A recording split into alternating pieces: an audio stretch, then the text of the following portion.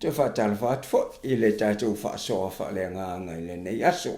Ia nei aso le tātou matamata I le tusi e mata upu e lua sulu balu. A le tusi e teo te nome. O le autu o lo iai fo nei o le o langa vivi I o le tangata. E a fua mai ai le te le o mea. O lo manu iai le tangata I luma o le tua. Ia o le vi inga. Vaenga mua le tusi e teo te nome. Ia o vi inga. Ia o le vaenga lona rua whaalongo. O le vaenga lona tolu whaatino. Tāpua I le atua I whaalongo le si ufofonga o le atua tolu whaatino le awhionga le atua. O le maneia pe o le ata le ata o mai I le mata upu le. Mata upu e ta ua I le manuia ma le malaia. Manatua le I lo u mahofofo nei le tusinga le ngangana saina. Fo saina tusi la to ata ho I. O le ngangana saina le upu le a Hamilton. Pito I lalo le ata o le tangata le tu ma le tau. Ai o lunga o le ata na. O lo ien ma moi. O le Hamilton la le ngangana saina pe a tusi le ngangana saina. O le tangata e tu ma le tau. O le tangata e tau, o le tangata e whamisa, o le tangata e sa ili le whamasa ma le whamalingi o le toto, o le tangata e pui pui ana lama mea. A o lunga o le tangata na, o lo iai ma moi. O le tele o le mata upsili o lo au mai le ngangana saina.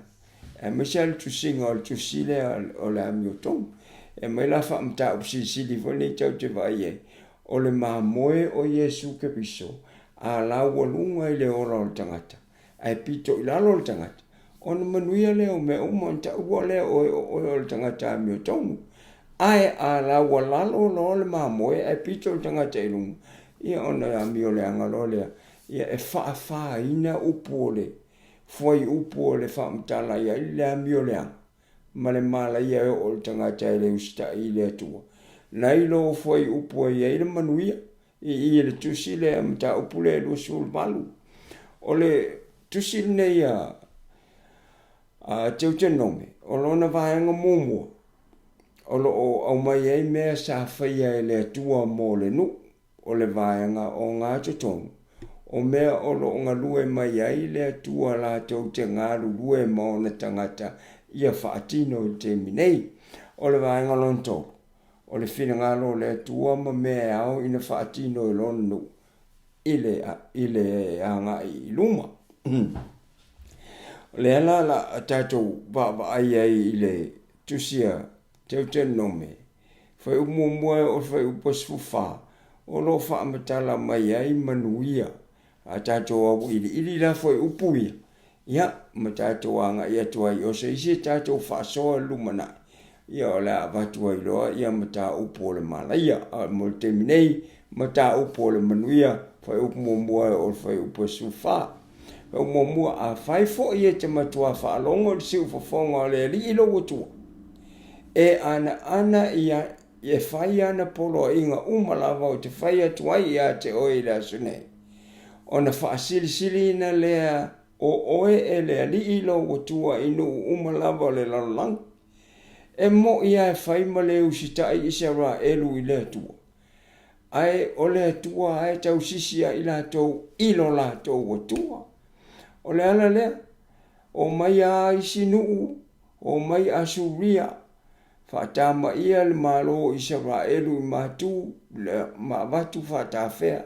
O mai Papelonia, a watu ia I Utah. A watu whaatawhea o mai ia me taima Persia. O mai le malo Roma, sei fo le malo Eleni. Taimi o Alexander the Great, le Alexander Sili. O malo ia no mai fato I lalo Israelu ma isi maua malo na ia. A o whela wahi uia. O le se Asuria. O le se me taima se Persia. O le se Papelonia.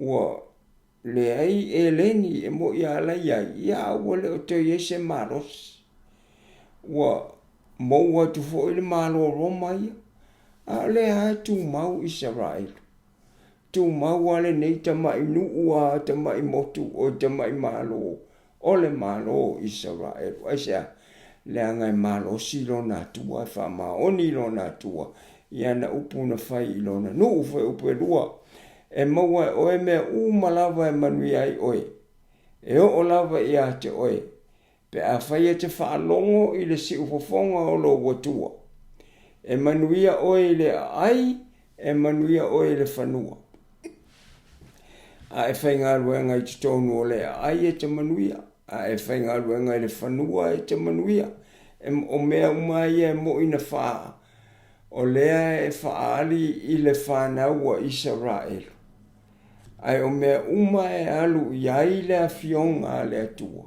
so o se isi ai whai tawai o upu fo ia mo oe mao manuia oe le ai aisea e manuia fo i oe le whanua aisea pe a ta whalongo i le a fionga le atua ma ta usi tai iai manuia oe lau whanau e le ola ese isi o lau whanau pe ola e lau whanau whape e kwale anga nge kamiki ia o le siana me mafua i o upu lafo ai e manuia oe lau whanau e le teimi e fuli ana i lau whanau tausi oe e manuia e o atu ma whalau tele le tua lo lato wiloa ma whapenale o atu le whanau ngā Israel e manuia i atunu uma lalang aso e atangata le manuia ia Amerika manuia i pelkangia o so e au kaka i salai.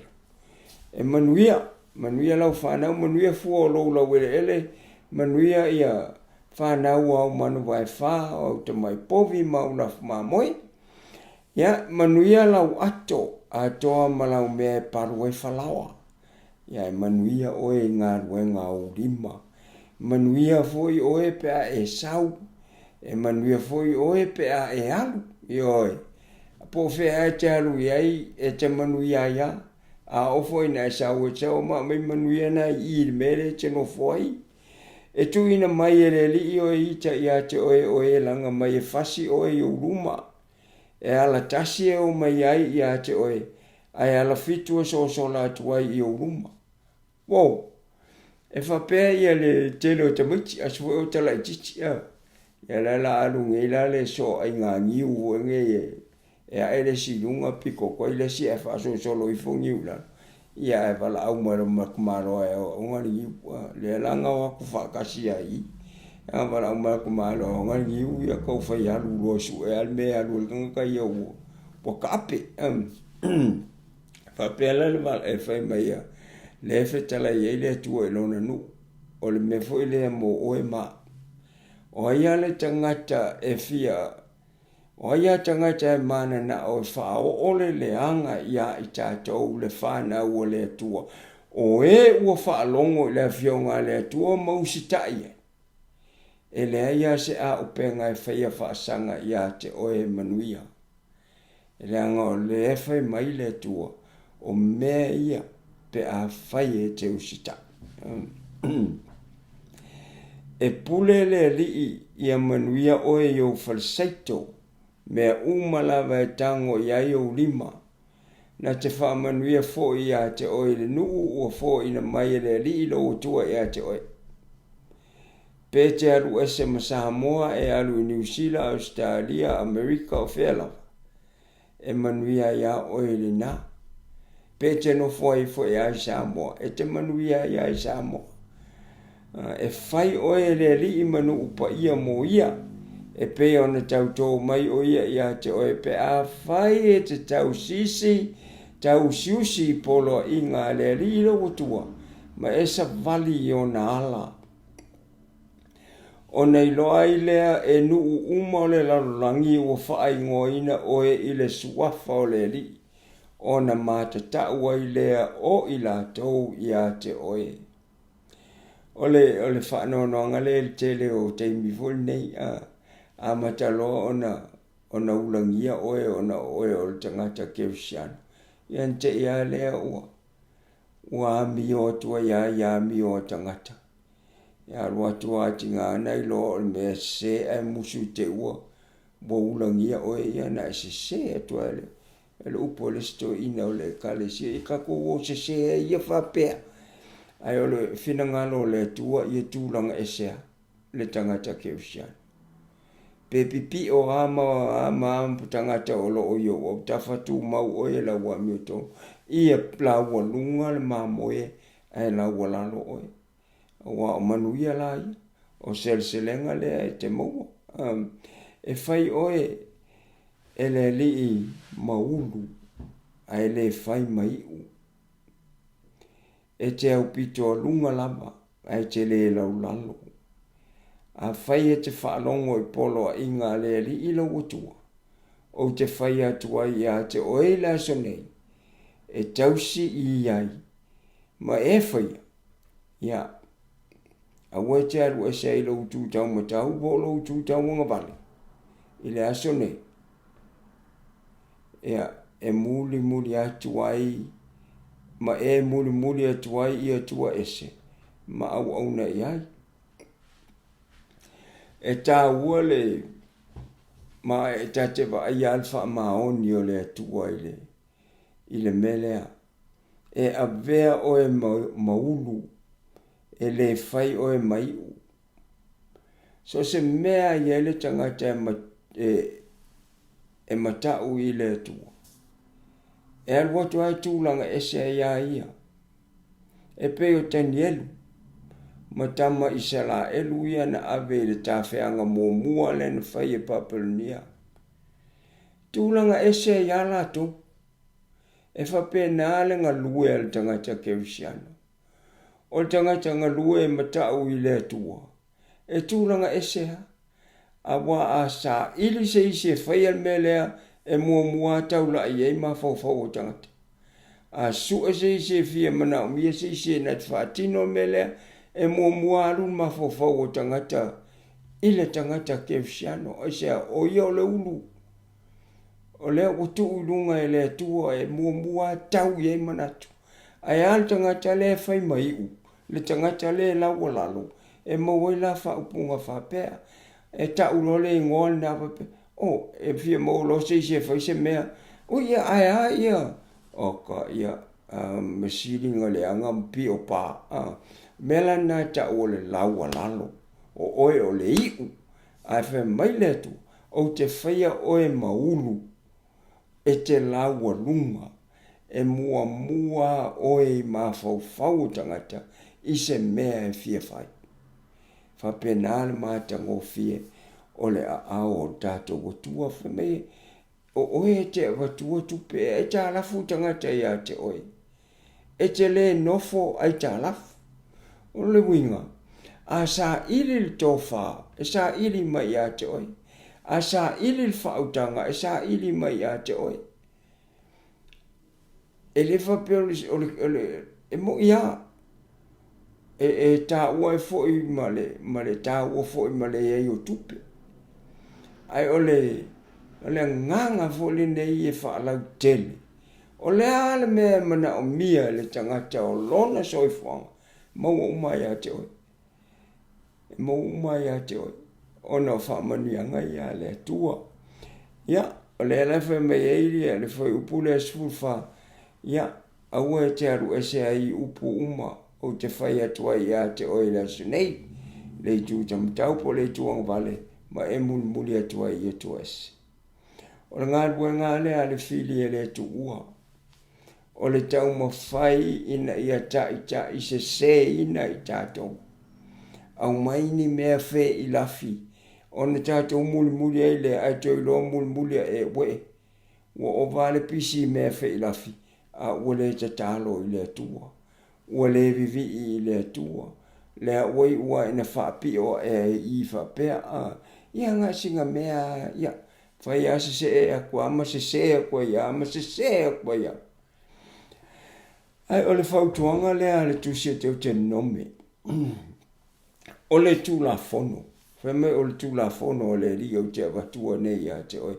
Ma ne whaupunga le to ina o Spurgeon. sasi leo tamam taution tau sisili ona so fe mai ia o le tula fono o le nila le na te tuia le fatu o le tangata ina ia ati ona toso atu ai o le filo silika o le tala le lei ia Yesu ke viso se isi la fa upunga fo nei nei se fe se inga fo nei o tatou manatu le tula fono mal fa o tanga Yesu ke viso o le fetalenga ia Yesu ele ave se iota o le tula fono aina fio mai fa tau nu tula fono o le fa tau nu inala Yesu o le tula fono le o te le ina fai mai paulo o le o ta ua mi o tonu ina i tatou tula fono sa ta ua mi o tonu ina i tatou ia Yesu ke viso a tatou talia lo Yesu ke viso e fai mau tatou li i mo tatou faola i li tele o ekalesia ia e mai le vala au ie la tau te fia talia Yesu ia ona o atu le iluma fai le tatalo le salmo ia mwhape atu le ali ia fio mai a fai oe mo oli i mo faola on amatai lea ona ta penpena o le ola whake usiano o le anganu o le e whakasama le e whakasama ni si o ekalesia e fai le a onga whaau fia a umalole a onga whaau fia ua ta pena le nganga o le tamaititi po o le tangata matua foi ua fia avea ma ke usiano ia ona lole le whamantu ia a ole anganu o le al katoliko e whaile urua e kominio ia e whaifoi lea o ngā tamaititi ia le kapite mena ia ona aloi lea i le urua e kominio o le a lava le whainga ai ia ke riso o le pe urua e kominio o le talia ina na Yesu ke riso talia le tino lo tātou wali i o Yesu ke riso amene talia le tamaititi o Yesu na whaau fia so o toi mal whamantunga ua talia wala au e o atu luma ua talia atu talia Yesu ke riso ole matongo fia na ole wala au lea a tātou talia lo Yesu ke riso mai taulia o Yesu ke riso wa ato o toa ia te ia tu la fono. A tātou talia lo Yesu, o tātou talia ma ato o toa ia tātou le tu la fono. Ai le whapela o le a tātou so le tu la fono ai. Ele ave e se ai le au te whasio tangata. Ele whapelo a ke usiano o ia, me sile o ia kako Yesu ia o kanga fol whasio ka ele ai. Ele whapelo o tanga pera.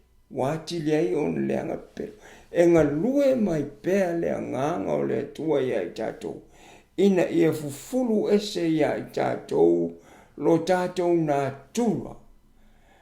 tura nga sala tatou whana o mai tatou a ia bea i tatou matangata e mama o le polo a inga la lea ia tatou whalongolongo i le nga lue le anga i o tatou loto ia tātou wa ai mua ia Yesu o lo lau lunga le tamai mamoe.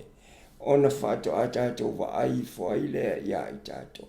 A tātou tū mau le na. E whai mo tātou manuia. E pei ona tūsia. Tātou tūswai tau le ne yaso. Tātou whasoa whale nganga na ne yaso. Ia manuia tele lau whafonga samo. Soifo.